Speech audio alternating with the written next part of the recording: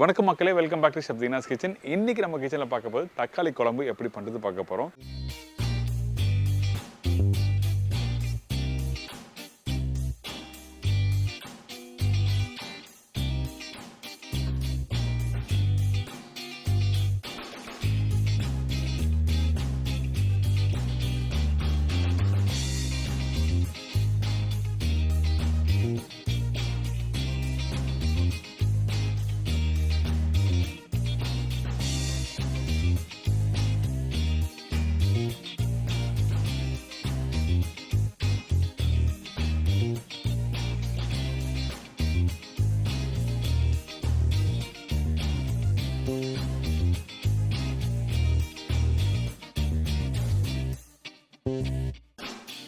பெரும்பாலும் தக்காளி தொக்கும் ஒயிட் ரைஸும் போட்டு சாப்பிட்றதுக்கு எல்லாருக்கும் ரொம்ப பிடிக்கும்ல. ஸோ அந்த மாதிரி தான் இந்த தக்காளி குழம்பு. இந்த தக்காளி குழம்பு நீங்கள் வீட்டில் பண்ணும்போது முக்கியமாக அந்த தனியா ஃப்ளேவர் இருந்தால் தான் நல்லாயிருக்கும். அதனால் நம்ம என்ன பண்ணுறோம் கேட்டோன்னா, கொஞ்சம் தக்காளி கொஞ்சம் தனியாக போட்டு நல்லா வதக்கிட்டு அதை நல்லா அரைச்சி அதுக்கப்புறம் மசாலாம் போட்டு கம்ப்ளீட் பண்ணியிருக்கேன். எல்லாருக்கும் ரொம்ப பிடிக்கும். அதே மாதிரி தான் இந்த புடலங்காய் கூட்டு. இந்த மாதிரி தக்காளி குழம்புக்கு புடலங்காய் கூட்டு கொஞ்சம் கடலைப்பருப்புலாம் போட்டு மிக்ஸ் பண்ணி சாப்பிட்ற ஒரு ரெசிபி நல்லா இருந்தால் ரொம்ப அருமையாக இருக்கும். அதனால் இன்றைக்கி இந்த 2 ரெசிபியும் எப்படி பண்ணி சொல்லி கொடுத்துருக்கேன். கண்டிப்பாக ட்ரை பண்ணி பாருங்கள். ஃபஸ்ட்டு நம்ம பார்க்குறது தக்காளி குழம்புக்கு தேவையான பொருட்கள். தக்காளி குழம்புக்கு தேவையான பொருட்கள்: தக்காளி 1/2 கிலோ, சின்ன வெங்காயம் 100 கிராம், பூண்டு 15 பல், முழு தனியா 3/4 டேபிள் ஸ்பூன், தேங்காய் 2 பத்தை, கருவேப்பிலை சிறிதளவு, கொத்தமல்லி தேவையான அளவு, மஞ்சத்தூள் 1/4 டீஸ்பூன், சில்லி பவுடர் 1/2 டீஸ்பூன், தனியா பவுடர் 2 டீஸ்பூன், சீரகம் தாளிப்புக்கு தேவையான அளவு, கடுகு 1/4 டீஸ்பூன், உப்பு தேவையான அளவு, நல்லெண்ணெய் சமைக்கிறதுக்கு தேவையான அளவு. இதாங்க இந்த ரெசிபிக்கு தேவையான பொருட்கள். ஃபஸ்ட்டு நம்ம என்ன பண்ண போகிறோம் கேட்டோன்னா, இந்த தக்காளி குழம்பு ரெடி பண்ணுறதுக்கு ஒரு மசாலா ரெடி பண்ண போகிறோம். அதனால் கொஞ்சமாக எண்ணெய், அதுக்கு பிறகு முழு தனியா, 2 தக்காளி, அதாவது 1/2 கிலோ தக்காளி சொன்னோம் பார்த்தீங்களா, அந்த 1/2 கிலோ தக்காளியில் பெரிய தக்காளி 2 தக்காளி இந்த இடத்துல போட்டிருக்கோம். அதுக்கு பிறகு கொத்தமல்லி தண்டு ஒரு 4 கொத்தமல்லி தண்டு போடுங்க, வாசனையாக இருக்கும். அதனால தான் இந்த கொத்தமல்லி தண்டு போட்டிருக்கோம். இதெல்லாம் போட்ட பிறகு நல்லா வதக்க ஆரம்பிங்க. அந்த முழு தனியாவும் தக்காளியும் நல்லா வதங்கி முடித்த பிறகு இதை அரைக்க போகிறோம். அதனால் நல்லா வதக்கணும். வதக்காமல் நீங்கள் அப்படியே அரைச்சி நீங்கள் குழம்பு மிக்ஸ் பண்ணால் உங்களுக்கு டேஸ்ட்டு மாறும். அதாவது பச்சை தக்காளி வாசனை வரும். அதனால் இந்த மாதிரி நல்லா சோத்தை பண்ணிவிட்டு அதுக்கப்புறம் தான் அடுத்த ஸ்டேஜ் போகணும். இப்போ தக்காளி நல்லா வதங்கியிருக்கு பார்த்தீங்களா, இந்த மாதிரி தான் கரெக்டாக வதங்கிடணும். அதே டைமில் இதை அப்படியே மிக்ஸி ஜாரில் போட்டு அரைச்சிருங்க. நீங்கள் அரைச்சி முடிச்ச பிறகு பார்த்தீங்கன்னா நல்லா ஃபைன் பேஸ்ட்டாக இருக்கும். இந்த இடத்துல நீங்கள் சட்னியாகவும் தொட்டு சாப்பிட்லாம். கொஞ்சம் தாளிப்பு போட்டு மிக்ஸ் பண்ணி சாப்பிட்டோன்னா இது ஒரு தனி டேஸ்ட்டு சூப்பராக இருக்கும். நீங்கள் 2 in 1 கான்செப்ட்லையும் நீங்கள் ட்ரை பண்ணி பார்க்கலாம். இப்போ இந்த பேஸ்ட்டும் அரைச்சி ரெடி பண்ணி வச்சுருக்கோம்ல, அடுத்தது நம்ம என்ன பண்ணுறோன்னா, அரைச்சி வச்சுருக்க பேஸ்ட்டை குழம்புல ஊற்றி எப்படி மிக்ஸ் பண்ணிட்டு சொல்லி பார்க்க போகிறோம். இந்த மண்சட்டியில் கொஞ்சம் எண்ணெய் சூடான பிறகு கடுகு தாளிப்பை போட்டிருக்கோம். அந்த கடுகு நல்லா பொரிஞ்சு வரும் பார்த்தீங்களா, அந்த டைமில் கொஞ்சம் சீரகம் போடுங்க.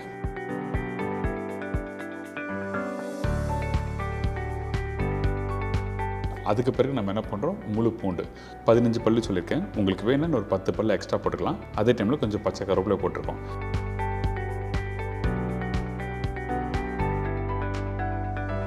இதுக்கு பிறகு பொடிசாக கட் பண்ணி வச்சுருக்க சின்ன வெங்காயம். இந்த இடத்துல இந்த மாதிரி தக்காளி குழம்பு பண்ணுறதுக்கு நம்ம என்ன பண்ணுறோன்னா, சின்ன வெங்காயம் தான் நல்லாயிருக்கும். அதனால் அந்த வெங்காயத்தை 1/2 1/3 கட் பண்ணிக்கோங்க. சின்ன வெங்காயத்தை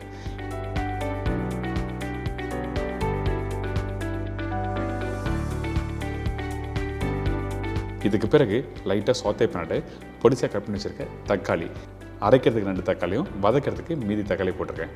இதெல்லாம் போட்ட பிறகு மஞ்சத்தூள், தனியா பவுடர், மிளகாய் பவுடர்,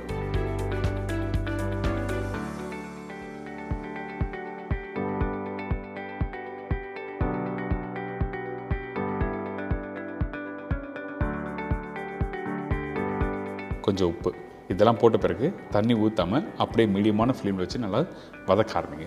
இந்த மாதிரி வதக்கும் போது உங்களுக்கு கொஞ்சம் மசாலா மாதிரி வரும். அதாவது வீட்டில் தக்காளி தொக்கு பண்ணியிருப்பீங்களா, அந்த மாதிரி லைட்டாக சோத்தே பண்ணணும். ஏன் அப்படி பண்ணணும் சொல்கிறேன்னு கேட்டால் காரணம் இருக்குது. நீங்கள் டேரெக்டாக தண்ணி ஊற்றி குக் பண்ணால் அது வந்து சாம்பார் கான்செப்டில் போய்டும். அதாவது தின்னாக எந்த ஒரு ரெசிபி நம்ம தரமோ அது வந்து தண்ணி ஊற்றி கொதிக்க வேணும். இந்த மாதிரி குழம்பு டெக்ஸ்சர் கொடுக்கறதுக்கு நம்ம என்ன பண்ணுறோன்னா, 2 நிமிஷம் வதக்கிட்டு அதுக்கப்புறம் தான் அடுத்த ஸ்டேஜ் போகணும். இப்போ அரைச்சி வச்சுருக்க அந்த தக்காளி பேஸ்ட்டும் இதில் போட்டிருக்கோம். அதே டைமில் தேவையான தண்ணி ஊற்றி நல்லா குக் பண்ண ஆரம்பிக்கிறோம்.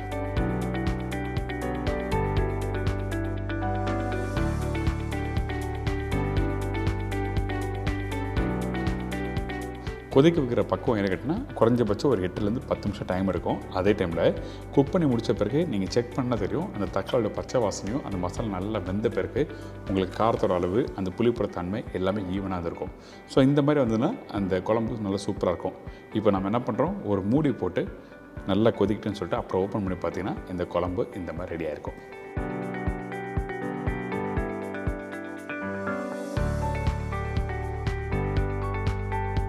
இப்போ ஓப்பன் பண்ணிங்கன்னா இந்த மாதிரி குழம்பு நல்லா கொதிச்சு வந்திருக்கும். அதுக்கு பிறகு நல்லா மிக்ஸ் பண்ணிவிட்டு நம்ம அடுப்பை கொஞ்சம் ஸ்லோ ஃப்ளேம் வச்சுட்டு ரெடி பண்ணி வச்சுருக்க தேங்காய் பால் 2 பத்து தேங்காய் சொன்னோம் பார்த்தீங்களா, அந்த 2 பத்து தேங்காவை நல்லா பால் எடுத்து ஊற்றிருக்கோம். அதாவது அரை டம்ளர் அளவுக்கு தேங்காய் பால். ரொம்ப அதிகமான தேங்காய் பாலும் யூஸ் பண்ணக்கூடாது, அப்படி யூஸ் பண்ணால் டேஸ்ட் மாற ஆரம்பிச்சிடும். அதனால் அரை டம்ளர் அளவுக்கு தேங்காய் பால், திக்கான தேங்காய் பால். இந்த தேங்காய் பால் ஊற்றின பிறகு தண்ணி தேவைப்பட்டால் கொஞ்சம் தண்ணி ஊற்றி நல்லா மிக்ஸ் பண்ணிட்டு திருப்பி ஒரு 3லேருந்து 4 நிமிஷம் கொதிக்க விடுங்க. அதுக்கு பிறகு அடுப்பை ஆஃப் பண்ணிவிட்டு கொஞ்சம் கொத்தமல்லியும் கருவேப்பிலையும் மிக்ஸ் பண்ணிட்டு எடுத்து சர்வ் பண்ணினா ஒரு சூப்பரான தக்காளி குழம்பு ரெடி.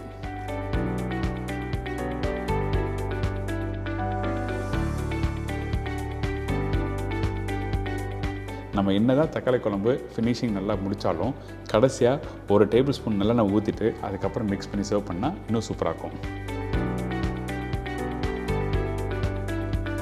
இப்போ இந்த குழம்போட டெக்ஸ்சர் பாருங்கள், இந்த மாதிரி தான் இருக்கணும். நீங்கள் ரொம்ப திக்காக இருந்ததுன்னா நீங்கள் தொக்கு கான்செப்ட் போயிடும். அது மட்டும் இல்லாமல் டேஸ்ட்டும் மாறும்.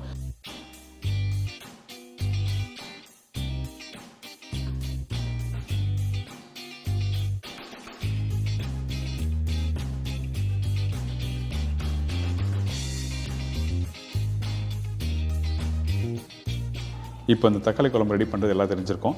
இதோட புடலங்காய் கூட்டு எப்படி பண்ணுறது பார்க்கலாம். இப்போ இந்த ரெசிபிக்கு தேவையான பொருட்கள் என்னென்ன பார்த்தலாமா?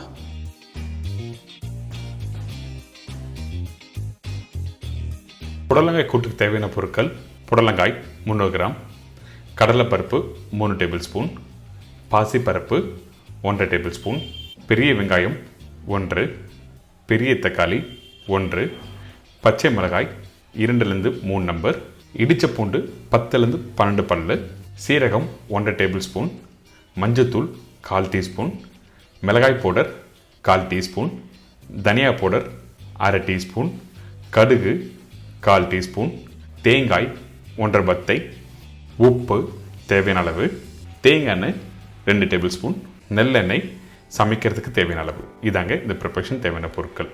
ஃபஸ்ட்டு நம்ம என்ன பண்ண போகிறோம்னா, இந்த கூட்டு ரெடி பண்ணுறதுக்கு முன்னாடி தேங்காய் பேஸ்ட்டை அரைக்க போகிறோம். இந்த மாதிரி சைஸில் 1.5 பத்தை எடுத்திருக்கேன்.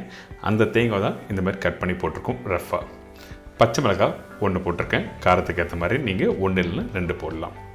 இதுக்கு பிறகு சீரகம், கொஞ்சமாக தண்ணி ஆட் பண்ணி நல்லா அரைச்சிருங்க.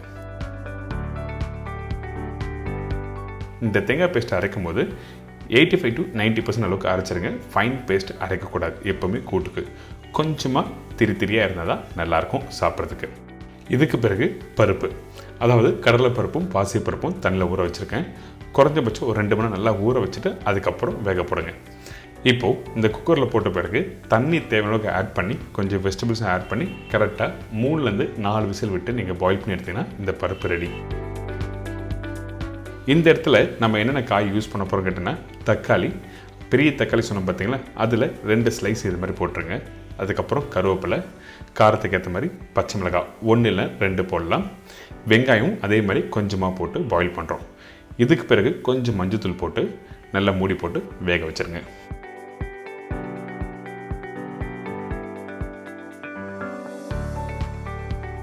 இப்போது ரெடி ஆகிடுச்சு.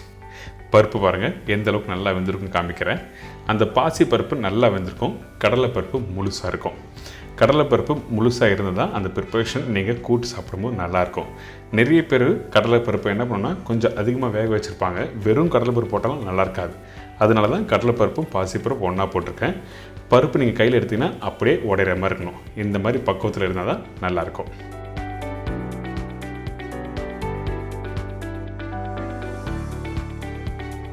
இதுக்கு பிறகு நம்ம டேரெக்டாக தாளிச்சிட்டு ப்ரிப்பரேஷன் கம்ப்ளீட் பண்ண போகிறோம். அதனால் ஃபஸ்ட் எடுத்தேன் நல்லெண்ணெய் போட்டிருக்கேன். நல்லெண்ணெய் கொஞ்சம் சூடான பிறகு கொஞ்சம் கடுகு பொரிஞ்ச பிறகு தான் சீரகம் போடணும். அதுக்கு பிறகு குண்டு மிளகாய், பச்சை கருவேப்பிலை,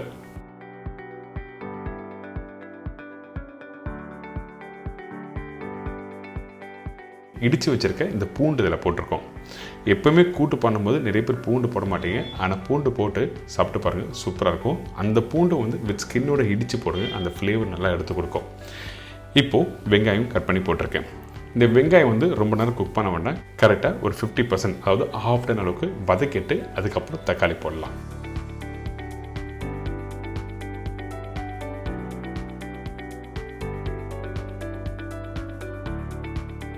இந்த மாதிரி கரெக்டாக ரெடியாக இருக்கணும். இப்போது கட் பண்ணி வச்சுருக்க தக்காளி, அதாவது மீதி உள்ள தக்காளி போட்டிருக்கேன். கட் பண்ணி வச்சுருக்க அந்த புடலங்காய் நீங்கள் யூஸ் பண்ணும்போது உள்ளே இருக்க விதையெல்லாம் இருக்க வேண்டாம், அப்படியே கட் பண்ணி போடுங்க. கூட்டு ப்ரிப்ரேஷனுக்கு அந்த விதையோடு போட்டால் தான் நல்லாயிருக்கும். நிறைய பேர் உள்ளே இருக்கிறதெல்லாம் க்ளீன் பண்ணி எடுத்துகிட்டு வெறும் காயை மட்டும் போடுவாங்க, அப்படி பண்ண வேண்டாம். இதுக்கு பிறகு உப்பு, மஞ்சத்தூள், மிளகாய் பவுடர், தனியா பவுடர் இதெல்லாம் போட்டு ஒரு நிமிஷம் வதக்கிடுங்க.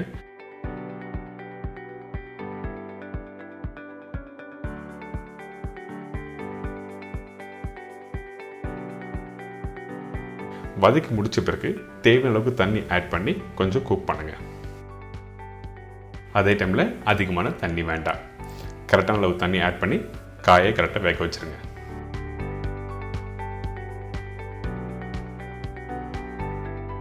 இதுக்கு பிறகு ஒரு மூடியை போட்டு நல்லா வேக வச்சுருங்க. நீங்கள் மற்ற காய்கறி வச்சு பண்ணிக்கலாம், இதே மெத்தட்லாம் பண்ணணும், வேறு எதுவுமே இல்லை. ரொம்ப பேசிக்கான ஒரு ஸ்டைல் தான் இது. ஆனால் எந்த காய் வச்சு பண்ணாலும் இந்த ஸ்டைலில் பண்ணுங்கள், கரெக்டாக ரொம்ப நல்லா வரும். இப்போ காய் பாருங்கள் நல்லா வெந்திருக்கு. இந்த காய் வெந்திருக்கணும், ஆனால் வந்து மசியக்கூடாது. சில காய் வந்து நல்லா ஸ்மாஷ் ஆகிடும், உங்களுக்கு சாப்பிடும்போது காய் இருக்கிறது தெரியாது, அந்த மாதிரி இருக்கக்கூடாது. இந்த காய் எடுத்தினா அமுக்கும் போது கொஞ்சம் லைட்டாக ஹார்டாக இருக்கும், ஆனால் வெந்திருக்கும். இதுக்கு பிறகு அரைச்சி வச்சுருக்க தேங்காய் பேஸ்ட்டில் ஆட் பண்ணுறோம். தேங்காய் பேஸ்ட்டு கரெக்டாக நீங்கள் போட்ட பிறகு ஒரு நிமிஷம் கழித்து வேக வச்ச பருப்பை ஆட் பண்ணுங்கள்.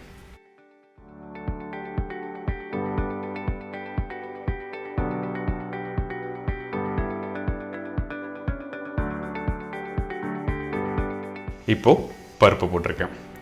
எதுக்காக இந்த மாதிரி ஸ்டெப் பை ஸ்டெப்பை சொல்கிறேன்னா, நீங்கள் வீட்டில் பண்ணும்போது இந்த மாதிரி கரெக்டான டைமில் நீங்கள் அந்த இன்க்ரீடியன்ஸ் நீங்கள் போட்டு குக் பண்ணி பாருங்கள், அருமையாக இருக்கும்.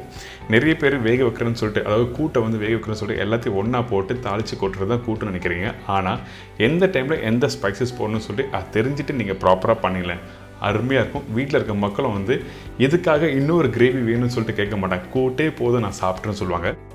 இப்போது தேவையான அளவுக்கு தண்ணி ஆட் பண்ணி ஒரு மூடி போட்டு நல்லா குக் பண்ணுங்கள். குக் பண்ணி எடுத்திங்கன்னா இந்த மாதிரி டெக்ஸ்டர் ரெடியாக இருக்கும். இதுக்கு பிறகு நம்ம என்ன பண்ண போகிறோம்னு கேட்டிங்கன்னா, திருப்பி ஒரு தாளிப்பு போட்டு ஃபினிஷ் பண்ண போகிறோம். அந்த தாளிப்பு தேங்காய் எண்ணெயில் தாளிப்பு போடணும். நிறைய பேர் வந்து தேங்காய் எண்ணெய் போட மாட்டாங்க, ரெகுலராக யூஸ் பண்ணுற ரீஃபைண்ட் ஆயில் யூஸ் பண்ணியிருப்பீங்க.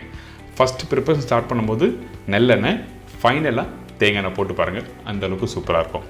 இப்போ தேங்காய் எண்ணெய் தாளிப்புக்கு ஏற்ற அளவுக்கு நம்ம இதில் போட்டிருக்கோம். எண்ணெய் சூடான பிறகு கடுகு,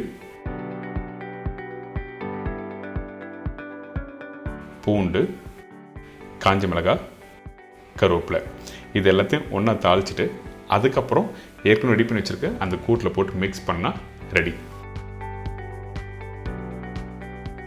இப்போ இந்த தாளிப்பு ரெடி ஆகிடுச்சு. இதை அப்படியே கூட்டில் போட்டு நல்லா மிக்ஸ் பண்ணுறோம். இந்த மாதிரி ஸ்டைலில் பண்ணி பாருங்கள், யாருமே வீட்டில் ட்ரை பண்ணியிருக்க மாட்டீங்க.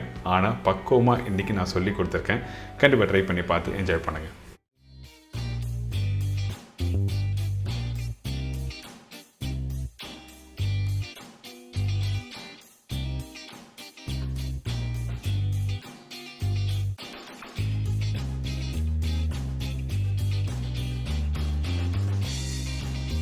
இப்போ உங்கள் எல்லாம் தெரிஞ்சிருக்கும். கண்டிப்பாக வந்து இந்த தக்காளி குழம்பு எப்படி பண்ணுறதுன்னு கண்டிப்பாக ட்ரை பண்ணி பாருங்கள். இந்த மாதிரி மெத்தடில் வீட்டில் பண்ணும்போது சுட சுட வெள்ளை சாதத்தோட போட்டு மிக்ஸ் பண்ணும்போது அந்தளவுக்கு அருமையாக இருக்கும். அதே மாதிரி தான் இந்த புடலங்காய் கூட்டு சொல்லி கொடுத்துருக்கேன். கண்டிப்பாக ட்ரை பண்ணுங்கள், மறக்காமல் ஃபீட்பேக் கொடுங்க. இதே மாதிரி நாளைக்கு இன்னொரு சூப்பர் ரெசிபி சந்திக்கிறேன். நன்றி, வணக்கம், see you, bye, take care.